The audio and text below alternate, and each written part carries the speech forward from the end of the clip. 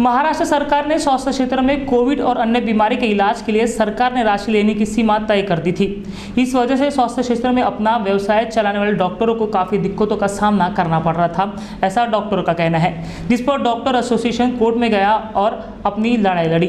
Court ने इस विषय पर ठोस कानून न होने की वजह से कोविड के इलाज को छोड़कर सभी इलाज से शुल्क सीमा हटा दी है। अब सभी प्राइवेट अस्पताल मरीजों से इलाज के लिए अनिश्चित राशि ले सकेगी। हाईकोर्ट में इस मामले पर एसोसिएशन की तरफ से पैरवी की है डॉक्टर प्रदीप कुमार अरोड़ा ने, जिनसे बात की है हमारे संवाददाता प्रकाश सुंकलवार ने। सरकार ने स्वास्थ्य क्षेत्र के लिए एक खर्चे के लिए एक सीमा निर्धारित की गई थी, जिस पर आज कोर्ट ने एक बड़ा फैसला दिया है। इस विषय पर बात करने के लिए हमारे साथ है डॉक्टर प्रदीप कुमार अरोड़ा, जिन्होंने इस विषय पर डॉक्टर एसोसिएशन की ओर से कानूनी लड़ाई लड़ी है, जो आज हमारे साथ है। उनसे हम बात करेंगे इस पूरे विषय पर कि विषय क्या है और जो कोर्ट ने है सरकार के इस नियम पे क्या फैसला दिया है और क्या आर्गुमेंट हुआ था इस पूरे विषय पर। तो सबसे पहले तो सर आपका स्वागत है हमारे इस चैनल पर। ये पूरा मामला क्या था? सरकार ने जो कैपिंग की थी, जो सीमा निर्धारित की थी, वो क्या सीमा थी, किस विषय पर थी? पहले तो ये आप बताइए। देखिए, ऐसा है कि गवर्नमेंट ने जैसे ही कोविड की शुरुआत हुई तो हॉस्पिटल चार्जेस पे हॉस्पिटल चार्जेस पे उन्होंने एक सीमा निर्धारित की, जैसा आपने कहा, कोविड पेशेंट्स के बारे में भी और नॉन कोविड पेशेंट्स के बारे में भी। अब कोविड पेशेंट्स का मामला तो फिर भी समझ में आता है, क्योंकि कोविड बहुत सारे लोग हो रहे हैं, गरीब अमीर सब लोगों को वो हो रहा था, बहुत संख्या में हो रहा था। तो कोविड के बारे में तो हमारी एसोसिएशन ने एतराज़ नहीं किया, पर नॉन कोविड पेशेंट्स यानी जो पेशेंट संक्रमण से नहीं हुए, वैसे थे जो पहले जैसा जिनका चल रहा था वैसा चलना चाहिए था, उसमें भी सरकार ने सीमा निर्धारित कर दी, कैपिंग लगा दी। इस बात पे हमें एतराज़ था। और जो नोटिफिकेशन सरकार ने उसके लिए लाई, उसमें कुछ कानून उन्होंने लिखे कि इन कानूनों के तहत हमने इससे एक पावर लेके या दिशा लेके हमने ये सीमा निर्धारित की है। अब ये चीज़ बिल्कुल भी ठीक नहीं थी, क्योंकि वो जितने भी कानून थे वो एकदम गैर कानूनी ही था एक तरह से, क्योंकि उन कानूनों में ऐसा कुछ भी नहीं था जिससे आप जो पेशेंट कोविड का भी नहीं है उसमें भी आप करते। तो इससे सारे जो हैं हमारे जो एसोसिएशन के लोग हैं वो चौंक गए, क्योंकि कोविड तो चलो एक अस्थाई प्रॉब्लम है और ये चली जाएगी, और अगर उसमें त्याग की ज़रूरत ऐसा समझा जाता है कि करना है तो ऐसी हमें उस भावना की उपेक्षा तो नहीं की कर सकते। लेकिन नॉन कोविड में अगर ये शुरू हो गया तो हो सकता है कि ये कभी ख़त्म ही नहीं हो, क्योंकि नॉन कोविड तो हमेशा ही है।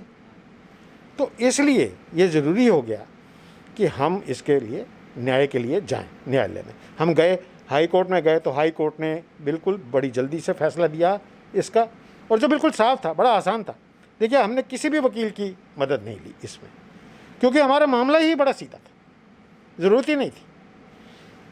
तो मैंने खुद ने जो है वो इसके डिस्कशन किया, आर्गूमेंट किया है। एडवोकेट जनरल साहब आए थे, मतलब वीडियो कॉन्फ्रेंसिंग ही थी, बॉम्बे से उन्होंने आर्ग्यू किया था, पूरा दिन आर्गूमेंट चला था। एक ही केस हुआ था उस दिन division Nagpur bench high court में। तो उसमें ये साफ कोर्ट ने कहा कि भाई नॉन कोविड की नहीं करेंगे। वो नॉन कोविड की जब कैपिंग ख़त्म हो गई, उसके खिलाफ सरकार सुप्रीम कोर्ट में गई, सर्वोच्च न्यायालय में गई। उन्होंने आज कह दिया कि ये नहीं, इसमें हम इंटरफियर नहीं करेंगे, हाई कोर्ट की जजमेंट ठीक है, इसमें और आगे कोई कार्रवाई नहीं की जाएगी और ये नॉन कोविड की कैपिंग नहीं की जा सकती। तो हाई कोर्ट ने जो फैसला दिया है इस पूरे विषय पर, तो क्या ध्यान में रखकर दिया है? क्या नियमों को देखा उन्होंने? क्या उनको लगा कि नहीं करना चाहिए? देखिए, जस्टिस DY चंद्रचूड़ और जस्टिस MR शाह, इनका डिवीज़न बेंच था। जो उन्होंने कहा है उसका सार यही है कि जब सरकार खुद नाकामयाब रही है पूरा इंफ्रास्ट्रक्चर तैयार करने के लिए, और हस्पताल पूरी अच्छी संख्या में हों, जो बेड्स हैं लोगों के लिए अवेलेबल हों, जब हेल्थ केयर, जब स्वास्थ्य सेवा जब पूरी गवर्नमेंट खुद नहीं दे सकी है, तो ऐसा काम नहीं करना चाहिए जिससे कि जो प्राइवेट क्षेत्र में लोगों के लिए अस्पताल चलाने मुश्किल हो जाए। बस इतनी ही बात कही है। और उसके बाद उन्होंने कहा कि इस पे और ध्यान नहीं दिया जा सकता, नॉन कोविड पेशेंट के बारे में कैपिंग नहीं हो सकती। तो मुझे ये भी पूछना है कि इससे जो डॉक्टर्स हैं जो इस प्रोफेशन में काम कर रहे हैं, सेवा दे रहे हैं अपनी, तो उनका क्या फ़ायदा होगा कि पहले क्या दिक्कतें आ रही थी और अभी इस फैसले के बाद उनको क्या फ़ायदा होगा? दिक्कतें ये आ रही हैं कि जैसा समझा जाता है आम तौर पे, जो लोग खुद मेडिकल साइंस को अच्छे से नहीं जानते, वो ये नहीं जानते कि पेशेंट टू पेशेंट, यानी एक मरीज़ से दूसरे मरीज़ में एक ही प्रॉब्लम पे बहुत ज़्यादा फ़र्क होता है एक ही प्रॉब्लम को मैनेज करने में, क्योंकि हर पेशेंट बहुत अलग है। एक पेशेंट को एक चीज़ से एलर्जी हो जाएगी, दूसरे की उसी से जान बच जाएगी। जिसको एलर्जी हो गई, मरनासन हो गया, आपके एक ही बात पे लाखों रुपए खर्च हो सकते हैं। तो उसमें ऐसे संभावनाओं को एक नैरो व्यू, एक छोटे से उसमें नहीं देखा जा सकता, छोटे से दृष्टिकोण से बड़ा दृष्टिकोण उसके लिए चाहिए, तो उससे बहुत मुश्किल होती है। इसका मतलब ये हो गया कि आपने एक चीज़ के लिए कि सिर्फ 50,000 ही खर्चा आना चाहिए, लेकिन उस पेशेंट को तो और भी प्रॉब्लम है। जब हम करने जाते हैं तो फिर अगर हम उसका नहीं करते तो भी ठीक नहीं, अगर हम करते हैं और उसका खर्चा ऊपर जाता है तो हम क्या करें?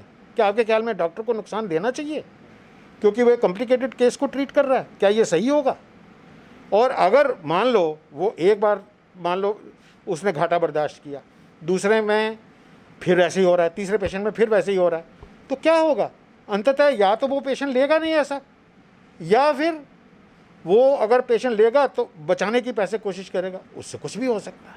ये तो बड़े ख़राब बात होगी अगर ऐसा हुआ तो ये हेल्थ केयर में कैपिंग इस तरह की, वो भी एक ही रेट दे दिया लिस्ट में, जैसे कि एक मेन्यू कार्ड है एक होटल का, ये बिल्कुल भी ठीक कंसेप्ट नहीं है, इस ठीक विचार नहीं है। इससे बहुत नुकसान हो सकता है और ये एक ऐसी चीज़ हो जाएगी जिससे ईमानदार डॉक्टर है वो ज़्यादा उसको नुकसान होगा, क्योंकि वो तो पेशेंट को ठीक ही बिल्कुल ठीक तरीके से करना चाहेगा।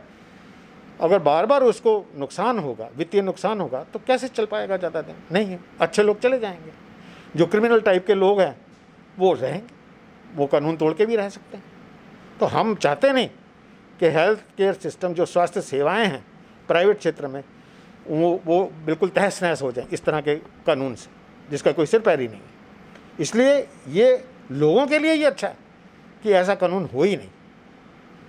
आपको विश्वास होना चाहिए। कुछ हम सुनते हैं कि कहीं पे कोई ज़्यादा चार्जेस ले लिए हैं, ज़्यादा ले लिए, लेकिन ऐसे कितने ही डॉक्टर हैं जो कि अपनी तरफ से भी कई बार पैसे देते हैं अपने पेशेंट को ठीक करने के लिए। तो आपको नहीं लगता कि जो डॉक्टर भी प्रोफेशन से को यूज़ करके लूट करते हैं मरीजों की, तो ऐसे डॉक्टर्स के लिए इस कानून, इस नियम की वजह से, यानी इस फैसले क्या फ़ायदा होगा कि वो और लूट कर सकते हैं?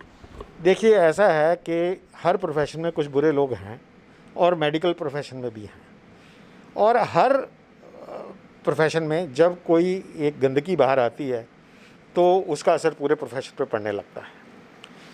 और डॉक्टरी प्रोफेशन में तो ये है कि पेशेंट को कई बार मालूम भी नहीं होता कि कितने पैसे लगने चाहिए थे, कितने नहीं। केवल जितने उसको शुरू में बताए गए थे उससे ज़्यादा लगे हैं तो उसे लगता है कि लूट हो गई। उसे ये नहीं मालूम कि शुरू में ही पूरा अंदाज़ा लिया नहीं जा सकता प्रॉब्लम्स का जो आएंगी। जैसे बिल बढ़ने लगता है उसे लगता है कि वो लूट हो गई। ऐसा नहीं है। ऐसे बहुत ही कम ऐसे होते हैं इंस्टांसेस, या कहना चाहिए एग्जाम्पल्स होती हैं जिसमें कि बहुत ज़्यादा पैसे ऐसे ले लिए गए हैं। तो ये बहुत कम है, ये इतना नहीं है जितना कि डराया जाता है लोगों को, बिल्कुल भी ऐसा नहीं है। तो फ़ायदा उनको होगा। अब फ़ायदा तो जो ऐसी गलत काम करते हैं वह कानून के चलते भी कर सकते हैं, तो इससे कुछ रुकने वाला नहीं, इससे कोई फ़ायदा होने वाला नहीं है। सिर्फ जो ईमानदार डॉक्टर हैं उनको काम करना ज़रूर मुश्किल हो जाएगा। तो ऐसी कैपिंग कहीं पे भी नहीं है ना। अमेरिका में है, फ्रांस में है, जो एडवांस हेल्थ केयर सिस्टम है वहाँ है इस तरह की कैपिंग नहीं। वहाँ पे कंट्रेक्चुअल टाइप की कैपिंग है, अलग किस्म की कैपिंग है। जैसे कि इंश्योरेंस है, उसके कुछ रेट्स हैं, तो इन कम रेट्स में क्या आप करेंगे, आप वो एक्सेप्ट कर लेते हैं तो ये ठीक है। पर वो आप वॉल्यूशनली कर रहे हैं ना, वो आपका एक बिज़नेस मॉडल है ना, उसमें आपकी एक ऑटोनॉमी है ना, मतलब उसकी आपकी स्वायत्ता है ना। कि आप उसको किस तरह से निभाएंगे। तो इस तरह से जो कर दी गई कैपिंग वो बिल्कुल भी ठीक नहीं है। वो प्रोफेशन में से जो इंटरेस्ट है लोगों का चला जाएगा, अच्छे लोग फिर नहीं ज्वाइन करेंगे, ये बहुत नुकसानदायक है स्वास्थ्य सेवा के लिए। आप बोल रहे हो कि हमें जो है नॉन कोविड पे हमें कोई कैपिंग नहीं चाहिए, यानी सरकार ने उसको निरस्त कर दिया उस कैपिंग को कि मगर कोविड में सरकार ने जो कैपिंग की है तो उसको कैसे किस तरह से मान लिया, उस वजह से नुकसान नहीं हो रहा है क्या आप लोगों को? हो रहा है, बिल्कुल हो रहा है। कोविड में नुकसान हो रहा है, लेकिन लोगों की शिकायत भी है कि भाई हॉस्पिटल में उनसे पैसे जो कैपिंग है उससे भी ज़्यादा ले लिए गए। हाँ, ये है, बिल्कुल है। लेकिन देखिए, बात सुनिए, हम ये भूल जाते हैं कि अगर कुछ लोग ऐसी गलत बात कर रहे हैं तो ऐसे कितने ही लोग हैं जो ठीक भी चल रहे हैं, तो उनका क्या फिर? उनके लिए क्या है? उनकी क्या सुरक्षा है? क्या उनके ऊपर उनको भी हम दंडित कर देंगे उनके साथ साथ? ऐसा तो नहीं कर सकते ना। तो जो भी लोग गलत बात करते हैं उनको चुन के उनको पनिशमेंट मिलनी चाहिए, उन पर कानून लागू होना चाहिए। तो इससे आपने ये कहा कि नॉन कोविड में आपको घाटा नहीं हो रहा है। देखिए, हो तो रहा है, लेकिन जैसा मैंने कहा, हमने यही समझा है कि कोविड तो नॉन कोविड जो प्रॉब्लम है वो थोड़े दिनों की बात है। और चूँकि त्रासदी इतनी है इस वक्त, अगर प्रोफेशन के लोग अपने आप को मतलब इस बात पे ज़्यादा जोर देते हैं तो शायद ये अच्छा नहीं होगा प्रोफेशन की साख के लिए। इसलिए इस बात को नहीं उठाया गया। वरना जो आपने बात अनायास पूछी है कि अगर नॉन कोविड में कैपिंग नहीं तो कोविड में कैसे, ये बिल्कुल आपका सवाल ठीक है। हम मानते हैं कि कोविड में भी नहीं हो सकती, तो पर नहीं, अभी हम इस विषय को लेना ही नहीं चाहते। हम चाहते हैं कि कोविड में कैपिंग अब जो सरकार ने ली है ये हमें मान रखना चाहिए, यहाँ पे सरकार का साथ देना चाहिए। अच्छा, फिर महानगर पालिका ने जो प्राइवेट अस्पताल में जो कोविड की सेवा दे रहे थे वहाँ पे एक ज़्यादा बिल आता है ऐसी परेशानी हो रही थी, तो उस पर एक बिल जांच के लिए एक व्यक्ति नियुक्त किया था। तो इस कानून की वजह से तो वो तो सब गलत ही हो जाएगा फिर। वो गलत था, वो तब भी गलत था अगर कैपिंग हो। आप दोनों विषयों को मिलाएं नहीं। कैपिंग का मतलब है कि आपने मूल्य निर्धारण किया, पर कैपिंग का मतलब ये नहीं है कि उस मूल्य निर्धारण के चलते कॉरपोरेशन के लोग अस्पतालों में घुस जाएंगे। ये कानून ही नहीं है। आप म्युनिसिपल कॉरपोरेशन एक्ट अगर पढ़ें या और कोई भी एक्ट पढ़ें, कोई भी कानून इस बात की इन्हें पावर नहीं देता म्युनिसिपल कॉरपोरेशन वालों को कि वो अस्पतालों में घुसकर ऑडिट करें। ये गैर कानूनी है, सरेआम गैर कानूनी है। और इसे खुलेआम हमने कोर्ट के परिसर में भी कहा है, कोर्ट के जजेस के सामने भी इस बात को बिल्कुल इसी तरह से हमने रखा है, और ये बात रिकॉर्ड पे। और हम आज भी पूरा जोर दे के कह रहे हैं कि इस तरह अस्पतालों का एक ये निंदनीय है कि आपके उसमें बैठ के आपको ऐसे चेक कर रहे हैं जैसे कि आपने मिसचिफ की ही होगी। तो ये चोरी भी तो हो ही रही थी ना सर? हो रही थी, चोरी तो बहुत जगह होती है। पर क्या आप लोगों के आपके घर में एक काम करने वाले आते हैं ना, कई बार आपकी चोरी भी हो जाती है। क्या आप ये कर पाते हैं कि जब भी वो जाए आप उनके पॉकेट उनके चेक करें? आप ऐसा करेंगे तो वो काम छोड़ के चले जाएंगे, क्योंकि ये संवेदनशील नहीं है। ये अगले का मतलब अगर उसने कभी चोरी की ही नहीं तो उसको तो बहुत ख़राब लगेगा। तो इस तरह से अगर जो चोरी करते हैं उनको तो फिर छूट मिल जाएगी, तो उसको जो भी चोरी वाला पकड़ा जाए उसको आप दंडित करो ना। आपकी जो दंड देने का जो सिस्टम है अगर वो ही वीक है और वो स्लो है, तो इसमें इसका मतलब ये थोड़ी हो गया कि आप ऐसे कानून बना देंगे जिससे कि जो बिल्कुल शरीफ लोग हैं उनके ऊपर भी ऐसी रिस्ट्रिक्शंस आएँ जो बहुत निंदनीय हैं। चेक करना उनका कोई लीगल अथॉरिटी है ही नहीं, उन्हें आना ही नहीं चाहिए। हम तो साफ कहते हैं ये बिल्कुल गलत है, और वो बंद हो भी गया। हाँ, वो बंद भी हो गया। हाईकोर्ट ने इस पूरे मामले को आपने जजमेंट दिया है, तो क्या आर्गुमेंट हुई थी और क्या समझ के उन्होंने जो है इस पूरे मामले पर जजमेंट दिया है अपना? कौन से मामले पे? जो ये ऑडिटिंग के मामले में या कैपिंग के मामले में? कैपिंग के मामले में तो देखिए जो लीगल पॉइंट्स हैं वो बड़े साफ़ हैं। मैंने आपको पहले ही बता दिया कि जो भी रिजोल्यूशन गवर्नमेंट देती है, जो भी गवर्नमेंट नोटिफिकेशन देती है, वो एक किसी कानून के तहत होती है। किसी कानून में उसे ये मिलती है पावर तो ही कर सकती है, वो पावर है ही नहीं। कैपिंग के लिए नहीं है, और किसी चीज़ के लिए हो सकती है पर कैपिंग के लिए नहीं है। जब वो मूल्य निर्धारण कर ही नहीं सकती हेल्थ केयर का, तो फिर क्यों किया?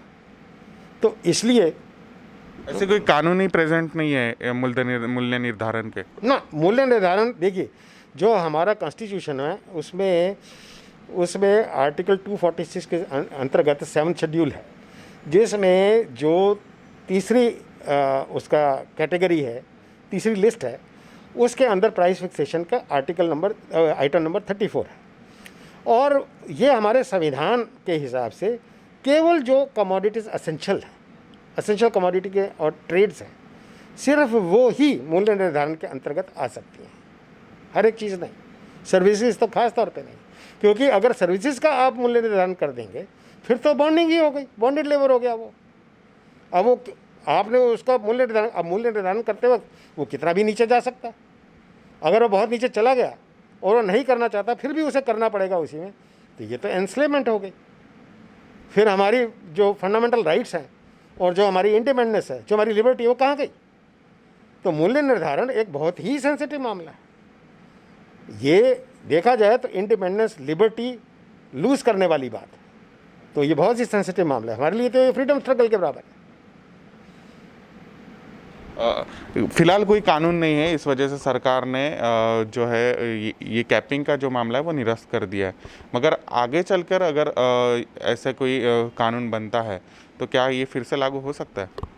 देखिए, कानून बनाने के लिए अब थोड़ी सी मुश्किल ये है कि जैसे मैंने आपको अभी समझाया कि संविधान के अगर हम देखें तो उसमें ऐसा है कि मूल्य निर्धारण कुछ ही चीज़ों का कर सकते हैं और उसमें हॉस्पिटल चार्जेस नहीं आते। और इस चीज़ पे बल्कि सुप्रीम कोर्ट की एक पूरी जजमेंट भी है जो मैं आपको कह रहा हूँ, जिसमें ये कहा गया कि हॉस्पिटल चार्जेस नहीं कर सकते। और तो ये संवैधानिक प्रॉब्लम है। जब एक संविधान में ऐसी बात होती है तो फिर वैसा एक कानून भी नहीं बन सकता। तो ये सिर्फ मैं नहीं कह रहा, ये जिस जजमेंट की हम बात कर रहे हैं, हाई कोर्ट ने खुद लिखा है, उसमें मेरा ख्याल पैरा 10 में लिखा है कि सरकार भी, यानी लेजिस्लेटिव विधानसभा भी ऐसा बिल पारित नहीं कर सकती जिसमें हॉस्पिटल चार्जेस को कैप कर दिया जाए।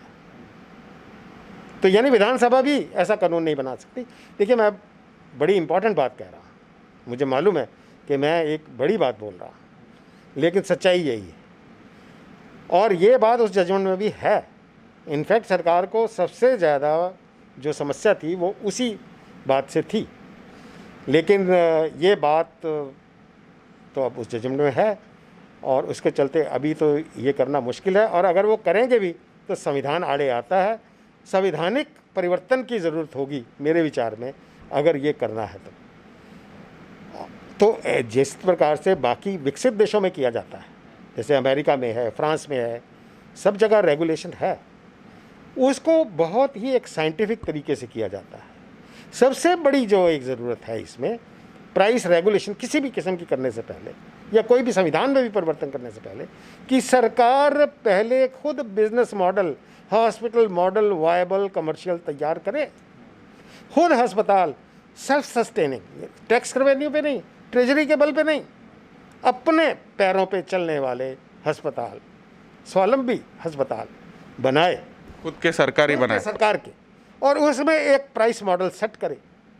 बाहर के देशों में यही हो रहा है। सरकार के अपने हॉस्पिटल, उससे कॉस्ट एनालिसिस प्रॉपर होता है, मूल्यांकन प्रॉपर होता है। उसी मूल्यांकन को फिर वो उनके साथ जो प्राइवेट हॉस्पिटल वाले हैं उनके सामने रखा जाता है। फिर वो अपनी बात रख के उसको इस तरह से परिवर्तित करते हैं ताकि उनके लिए वो वायबल हो, वो कर सकें उसको।